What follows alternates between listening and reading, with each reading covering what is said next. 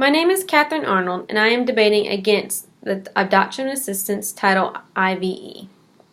Human life is very sacred and invaluable, especially our children's lives. We cherish our kids more than anything in the world. We as a nation are accountable for those who are not fortunate enough to have their parents still with them.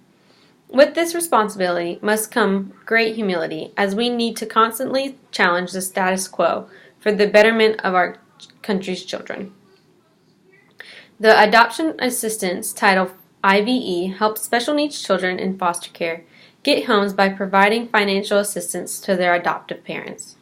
Special needs is defined as being harder to get adopted due to being older, having multiple siblings, having an emotional, physical, or mental disability, or being a minority or a racial group. The policy was created back in 1980 and has since helped countless children be adopted. The problem is no one wants to challenge a good thing because of the status quo. If it's not broken, why fix it?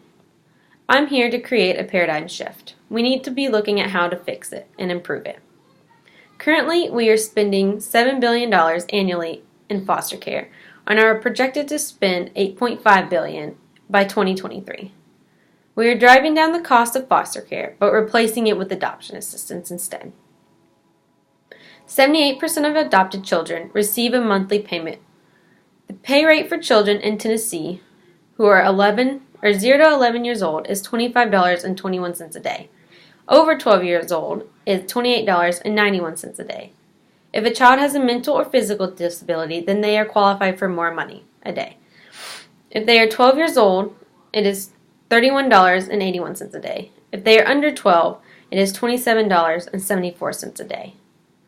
Out of the 78% of people receiving subsidy, 84% receive it without asking. 15% request it. How? We have to fight the battle that our kids can't. How can you put a price on a child? How can you choose one child gets money while another does not? When the adoption assistance became a policy in 1980, many questioned the fairness on the distribution of the benefits. States have to set a basic level on adoption assistance payments, so states feel pressured from the budget. In the early 2000s, many states were feeling the stress, so they put limitations on adoption spending. Adoption assistance is different in each state, and it's negotiated by the type of case it is. With having the negotiations on each case, it can be where children with similar cases in different states are not treated similar. The parents should not be enticed financially to adopt a special needs child. They should choose a child because they love and have bonded with them, not because of the money.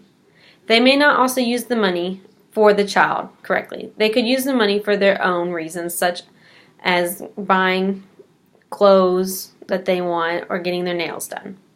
There needs to be a way to know that the money is being used correctly for the child. This leads to parents who are financially driven, not driven by providing a neutering home that our children needs. This can lead to an unstable environment for the child, therefore creating larger problems for their own personal development as they get older. Children who suffer from mental and physical disabilities may get adopted for the money, but the parents end up taking on more than they can handle. They may not know how to handle a child suffering from a physical or mental disability.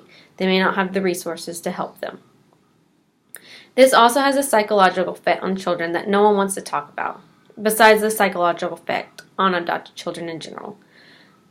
Now that have them find out that the government is offering to pay more money for you than the person next to you because you might be less wanted. This can also cause the child to maybe resent their adoptive parents because they may not feel actually loved and look at them more as a paycheck. The cost of adoption through foster care averages only between $0 and $2,500.